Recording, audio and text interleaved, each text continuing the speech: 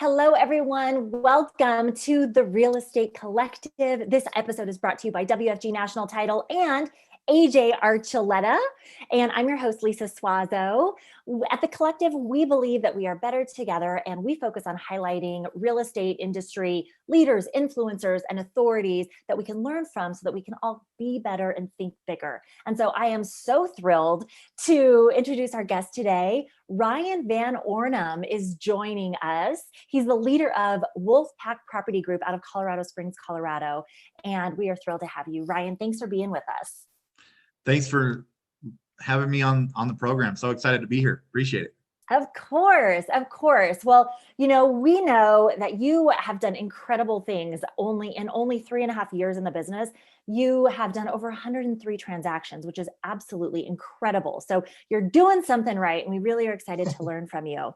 So first, I want to learn a little bit more about your story. I know that when you first got into the industry, you had one team name, but you shifted your team name to the Wolfpack Property Group, which I thought was really interesting. So I'd love to hear more about how you chose that, kind of what that's all about. Sure. Originally, it was Van Ornum Home Team, obviously after my last name, and we had good success that way. But I wanted to be more holistic on the way that we approach this as a team. And one of the things when I went through some rough times years ago, I told my kids, no matter where I go, no matter what you do, you'll always be my Wolfpack. So my kids are now 12, 8, and 6, and they all have little Wolfpack keychains on their backpack. And if they've ever, I told them if they ever miss Daddy, that I'll always be there for them, and you can hold the keychain and call me when you need me. And my kids are here all the time, and I love them to death. But we brought that into our real estate business that way, and we changed the name this year to Wolfpack Property Group because on so many levels it made so much sense.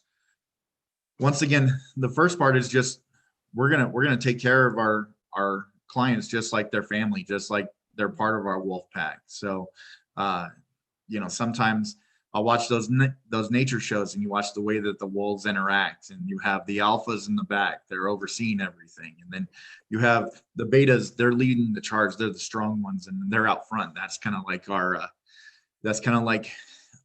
agents, our buyer agents, and our listing agents. And then our licensed transaction coordinators and assistants, everybody's playing their role. And then you have the omegas in the middle, and that's what we do. We shelter our clients from the stresses and the processes within the real estate transaction. So that's why it's more of a holistic name change, and I'm so proud to be a part of what we do and how we take care of our clients at such a high level. I love that. I mean, AJ and I talk about branding a lot with different clients, and I love it, like that purpose, the Wolfpack, and what it stands for, and how you truly embody that with your team, like in every way. I think that's so beautiful. Like what a cool story. And finding even just like a personal story that you can relate in that gives you passion for your team, that's awesome. That's one of the things, like Lisa had mentioned, when branding comes into play, having something that actually means something to you and you're passionate about. We absolutely love that. I feel like a lot of realtors can learn something from that. For sure. Well, I was told from one of my mentors that if you want to have some of the top agents and the top talent on your team, then you got to get rid of your name because no matter how big your team is, they may not want to work under somebody else's name. So we've always have the nickname of the Wolfpack. It's always been a part of who we are. We've always had the logo of a wolf as part of our business model. Internal culture and right. So it was just an easy change, and we've seen exponential growth since that name change as well. And it's very sticky too. We're out in the community all the time, whether it's with different events or networking groups, all that kind of stuff. And a lot of times I'll have people come out, you're the Wolfpack guy, aren't you? So it's very sticky that way. Sticky, memorable. Like that story, I think makes it super, super memorable. Definitely. Well, Ryan, let's actually shift gears. You mentioned kind of being out in the community and doing those different things. So I'd love to learn more about this. When AJ, had mentioned you and really wanted to have you on the show, one of the big compliments that he paid was, Ryan is doing those things that we sort of know, or other agents know they should be doing in the business, but he's actually doing them and executing on them really well, right? So I'd love to learn more about what some of these systems and processes and maybe these like lead generation or community events, like what are some of the things that you do out there that help to build your business, and what are some of the systems that allow you to be successful? So a lot of the stuff that we do is just as much as we can is be out in front of people in a face-to-face environment as we can. Of course, we're still obeying all of the precautions for the pandemic and everything like that. But, at the same time, this is not going to stop us. So you have to, you will either, wilt away, or you'll become stronger because of these, let's just say obstacles or setbacks in the road.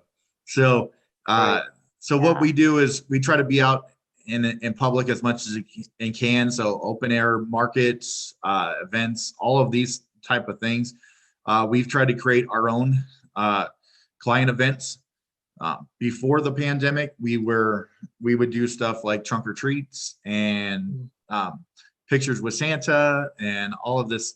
We had tailgate parties for minor league baseball team here in Colorado Springs. We rent out movie theaters for like the Avengers movies, and then client and contractor appreciation parties, all of those things. We do movies in the park. So, and then on top of that, we do home shows and bridal expos and all types of other events that we're going to be at a craft show coming up. So anytime that we can get in front of people and be a pillar of this community, because people want to hear positive things right now. People want to have quality engagement. So then we're reaching out to them with value. So many times, sorry. Quick interruption. I'm sorry, Ryan. I totally just want to interrupt you just to do a little clarification. How do you come up with these ideas? And about how many events? Like, do you shoot for a certain number within a year or within a quarter? What's that look like? So that's why you have our Wolfpack the way it is. Our team works so seamlessly together that we're always constantly brainstorming and round tabling ideas to create opportunities of value for our past clients, future clients, and any type of contractors or vendors that we've been a part of. So we actually, like I said, rented out a parking lot for last Halloween, and vendors came in and shared their businesses with we had 1,800 people come through our trunk or treat last year. Ooh. So a lot of candy. Really. It was $700 in candy last year for me alone. Wow. Now that's a party. I feel like you know how to throw a great event. That's a solid, fun party. That tailgate party for the baseball game, we had burgers and hot dogs and pop and water and a DJ and cornhole games and all of this stuff in the VIP parking lot. So we want to give our people that are part of our Wolfpack an experience that they couldn't create on their own. So that's of true value, in my opinion. True value. Absolutely. And so then here, I think, is another sticking point. I know AJ's a big systems guy. And so he was super impressed. I think some people can just feel like they had a great, successful event, right? And then it's like, okay, that was awesome. We had 1,800 people, done. But really, the fortune is in the follow-up, or being able to love on those people and consistently, nurture them after that event, I think is where the business is really built. So what do you do to connect those two, or what advice might you give other agents who struggle with that follow-up piece? Well, part of that is the resources that we utilize for our team. So we're not doing internet lead generation. So we try to do 20 events a year. So each event, we're now reaching out to our database and utilizing our systems and tools. So it's 3 to 4 times that we're reaching out before the event, 1 time at the event, and then 1 or 2 times in a follow-up after that. So then everybody wants this magic pill of a 36 or 52 touch campaign per year. Okay, it's pretty easy if you bring them value. So you keep giving them an understanding of what the market sits, on a touch campaign via email, but everything else is a text message or a phone call, because that's the true value in this whole thing, is that put them in a position that they want to come out and do these things with you. Yes. I love that. That's so genius. It's the follow-up, but it's the value. Always the value. So incredible.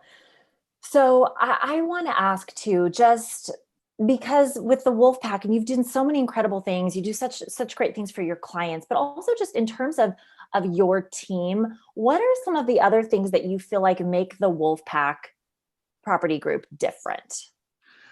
So first is our hyper local knowledge from our agents. So you can't be where we're at without having people that know what they're doing. And that starts with me coaching up all of our agents, making sure that they're top notch, and then making sure that they can utilize technology in such a high knowledge base to begin with on that portion of it. So right. A little shout out, Keller Williams has spent $1.2 billion of its own money creating an artificial intelligence platform, and we use that at a high level. I'm one of 60 agents on the Labs Advisor group of 185,000 agents. So we're on the cutting edge technology on that portion of it. So that's what the agent side is. Then we have a licensed transaction manager behind the scenes that's doing all the paperwork side, doing it at a much higher level because they are licensed. And then also we have a full-time stager and full-time photography team on the team as well. Wow. So there's no upcharge to that stuff as well. That's awesome. Cool. Yeah. Wow. Specialization and like going above and beyond, having a stager and a photographer on your team. That sounds amazing. Yeah. So and I absolutely love that you're doing that as inclusive of your product and your service. That's a big thing that I see sets a lot of agents apart, is if they're able to add in those types of things. And that really is almost like a marketing budget in and of itself. You're like, hey, we're going to provide the photography and the staging. So not only are you inviting people back to your community events, but when they end up using you, you've actually shown that you have a ton of value there as well. Most definitely.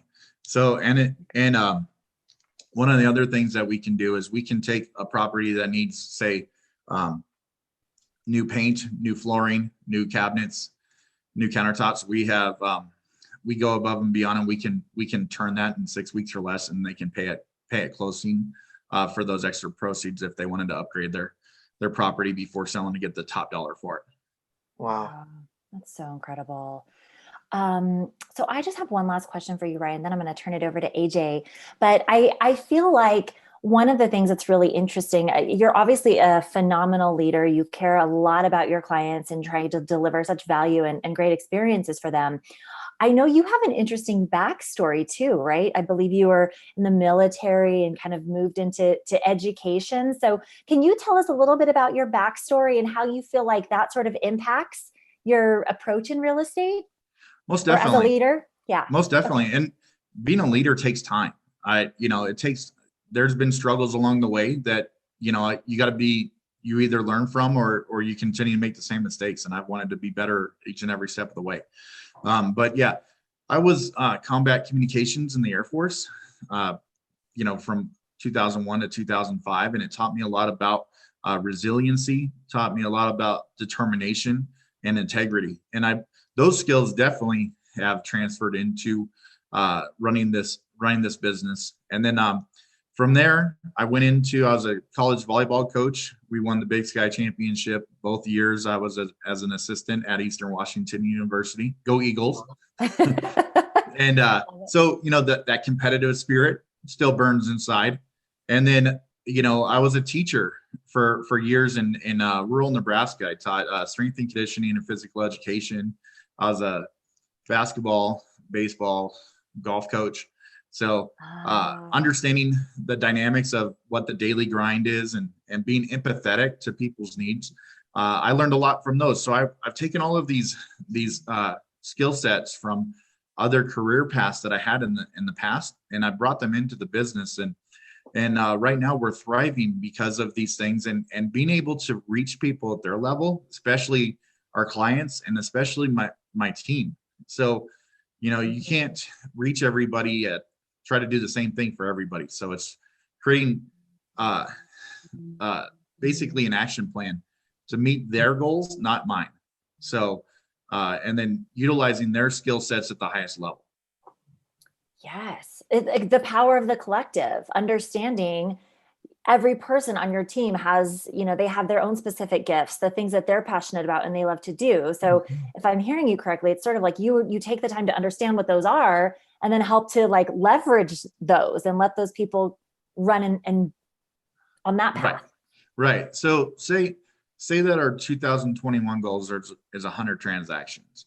That could be a lofty goal, but if that's only my goal and I'm trying to force those expectations on somebody else that doesn't have those expectations, it may not gel right. So what we do is we truly work as a team to develop these goals. And then as a team, we create the team goal of, I think for next year, we're right at 75 to 80 transactions. So if I just said, hey, we're going to do 100 deals next year, people are going to be like, yeah, that's nonsense. So, it's better, in my opinion, to work together as a whole and make sure that you're reaching everybody at their level and then surpass those goals because you're getting the most out of them and they're reaching their truest potential. I love that. That's so smart and such a great way to work. I think it builds culture. It helps people achieve what they want to achieve. Like it's so many benefits. Well, Ryan, this has been an amazing conversation. I love learning more about you and sort of your leadership style and business. Now I'm going to turn it over to my colleague and partner, AJ Archuleta with WFG, because he's going to do the fun second portion of our interview, and I'll let him explain it for you guys. Yes. Are you ready, Ryan? Let's do this. I'm ready. Perfect. So here is the reason we're doing this is we're gonna try and get to know a little bit more about you in a quick fashion. So I have 20 questions, and we're not going to get through all of them because we're going to set a timer. This is going to be a rapid fire question round for you, but we'd love to get to know you a little bit better. So I'm going to set a timer. You're going to pick a number between 1 and 20. We'll just kind of keep moving. We'll try and get through as many of these questions as possible. If one of them kind of stumps you or you can't think of anything, feel free to throw out a pass if you need to. We can always go to the next question if we need to, okay? Okay, perfect. So let me get a timer started. We're going to do 2 minutes. All right. If I can figure out my watch here. All right, ready, set, go. Number between 1 and 20. 20, go big or go home. Let's do it. Okay. What was your favorite cartoon show growing up? Transformers. Oh, nice. Okay, next. What number now? 3. Oh. Yeah, 3. What is one thing that annoys you the most? Procrastination. That's great. Awesome. Next 12. number. If you could choose your nickname, what would it be? My nickname in college was the Rookie, so I'll stick with that one. Okay, I like it. Next number. 8. Have you ever tried to do something you know you would be really bad at it? And what was it? Paperwork. No, I'm joking. Yeah, water skiing. I'm not too good at water skiing. Okay, good to know. Number 6. If you could trade lives with anyone for one day, who would it be and why? Teddy Roosevelt. He's always been somebody of a pioneer that I've always looked for and drawn influences from. That's awesome. All right, next one. 14. How old were you when you had the worst haircut ever, and what style was it? Probably like 4th grade. Okay. It was like the bowl cut, and yeah, it was horrid. Terrible. Next question. Yeah. Number 2. Yeah, right. What number now? 2. 2. If you could go anywhere in the world, where would you go and why? New Zealand. I've always wanted to go to New Zealand, and the Southern Alps and everything like that. Want to go there. Oh man, that's awesome. All right. Number 18. 18. If you had access to a time machine, where and when would you go? I would probably want to actually go back and talk to Teddy Roosevelt. I think that would be pretty cool. There you go. Yeah. Yeah, that's awesome. How about number 3? All right, one last question. Go ahead and pick a number. 3. Or we did 3. 5. 5. What is one of your weird quirks? Ooh, what a great one to end on. My weird quirks. It could be, I don't know. I probably don't see my quirks as much as other people. Right? Should we? Oh, we then ask the I have Wolfpack too many team? bad dad jokes. That's what it is. I got too many bad dad jokes. Yes. That is a great As a one to end dad on. and the leader of the team, I mean, that just comes with the territory. Good bet. Exactly. Yeah, that's not a quirk. Dad That's jokes. a huge positive. Awesome. Well, thank you, Ryan, so much. Yes. Thank you. Thank you, AJ. That was amazing. Thank you for doing that, Ryan. It was super fun to learn more about you. And thank you. Yeah. Thank you so much for joining us. Of course. Thank you for letting me be a part of it. It was a great time. And, best wishes in the end of 2020 and into 2021. Let's make it our best. For Yeah. sure. Sounds great. Awesome. Will do. All right. Thanks, Thanks Ryan. for watching, everybody.